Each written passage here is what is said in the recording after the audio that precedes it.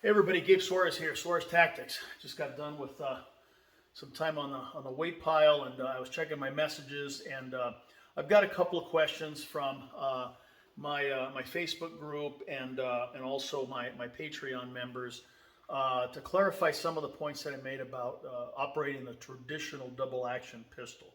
Okay, and again, kudos to Greg Elfritz for coining that term TDA.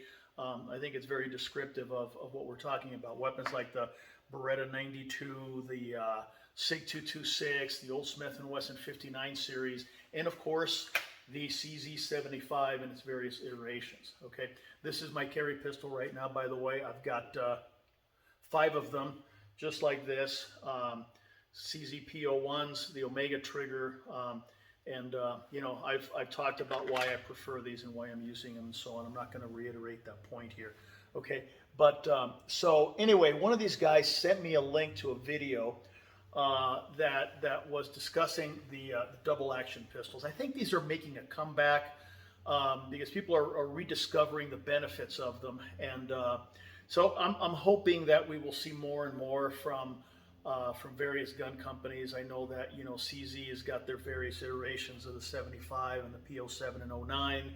FN, I think, has got a double action pistol. Of course, you know, the others that are out there, Beretta and so on. Anyway, this video was was done by a gentleman named Ernie Langdon. Now, Ernie, I respect him a great deal. I think he's taken the Beretta 92 to the epitome of its development. And he has a really firm understanding about what a double action or traditional double action pistol should be and how it's operated and so on. Okay, now one of the things that was in this video was Ernie saying that for the double action, you just pull it straight through for that first shot and not to worry about it and everything else. Okay, I know where he's coming from, and you know, on the face of it, it would seem that what he's saying is completely different than what I'm saying. But what I found in my almost 3 decades of teaching in this discipline is a lot of times, you know, guys are thinking the same thing and they're just using different words. Okay, so here I'm going to clarify as much as I can. All right, what I'm actually doing with the trigger on these weapons. Okay, so here's my CZP01. Okay, now when I carry this, okay, like let's say that I'm on single action, okay, and I'll do this one here, and I decock the weapon. You notice how the hammer didn't go fully forward. That's fully forward, and that is after it's been decocked to what amounts to a half cock notch, okay? Now, why is this important? Because carrying at the half cock, it reduces the trigger reach considerably. All right. Now you can do the same thing with a Beretta 92. Some people get really weird about that. Oh, you shouldn't do that. Why not? Okay, people have been doing that for years. Okay, it's not going to change the safety of the weapon or anything else. What it's going to do, it's going to reduce your trigger reach and it's going to allow you to exert a little bit better leverage on it. Okay, so I always suggest, if you can, start at what amounts to be the half cock. Now, it's interesting that the SIG 226 is designed to, in other words, end up with the hammer slightly off point like that. Okay, so now placement of the finger on the trigger is important. Okay, this is not a Glock, it's not a 1911, so you have to get enough finger on here so that you can exert sufficient leverage. Now, what happens, a lot of people that come from the striker fired in the 1911 world, they want to put just a very little tip of the finger on there. What happens is you can't exert enough leverage on this trigger to move it the required distance, and so what happens is a lot of movement and so on. So you need to get enough finger on there. Now, for me, okay, and for most of my students, you'll notice there, it's, you know, more or less at the first joint, okay, right there. Now, I don't advocate changing trigger finger placement from shot to shot or anything like that. Once your finger goes on the trigger, man, it's like it's on there with fucking crazy glue. It stays on until it's time to put that pistol away, okay? So we're not slapping the trigger or anything like that. Okay, now, the amount of leverage and force that you exert on this trigger is dependent on the difficulty and proximity of the target. Okay, let me rephrase that again.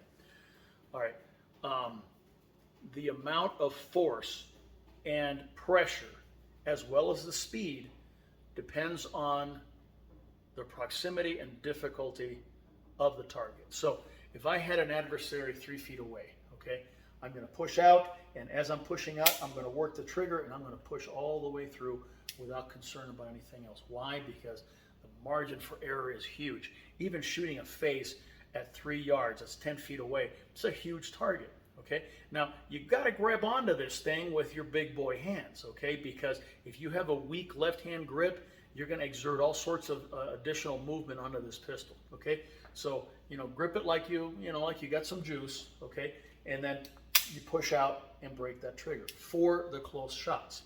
Now anything where you require a hyper accurate shot, like let's say you have to take a shot on a bad guy that's hiding behind a non-involved party, okay? The hostage shot, stuff like that. Or you have a very distant shot. You don't want to deal with that in double action. So what I teach to do is as the hands come together like this, okay, you thumb cock that hammer on the way back, okay? So when you arrive on target, you're in essence on single action. You've staged the trigger, you've taken it right to the wall, and if you have a properly organized trigger, you're going to have a very discernible wall. So now you've got basically, with these pistols, you've got about a 2.5, 275 trigger break, and it's perfect, okay? You're not going to take a shot at somebody, at 50 yards, the Eli drill, so to speak. Why would you do that in double action when you can just go like that and now you've got a 2.5 pound trigger pull, okay?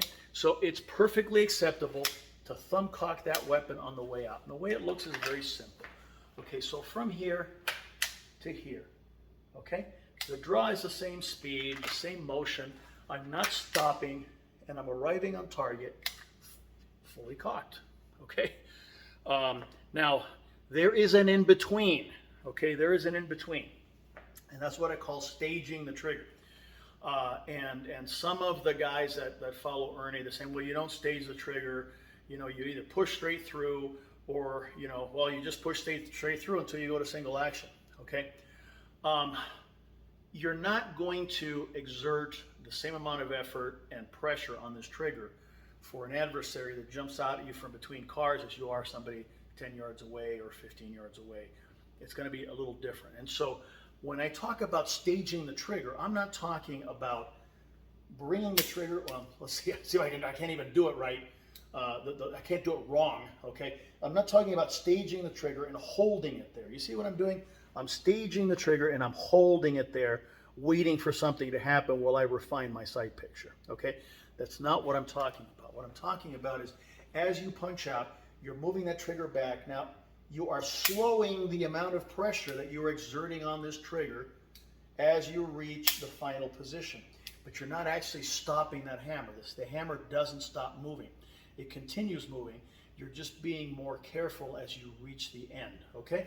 So let's watch a few iterations of this.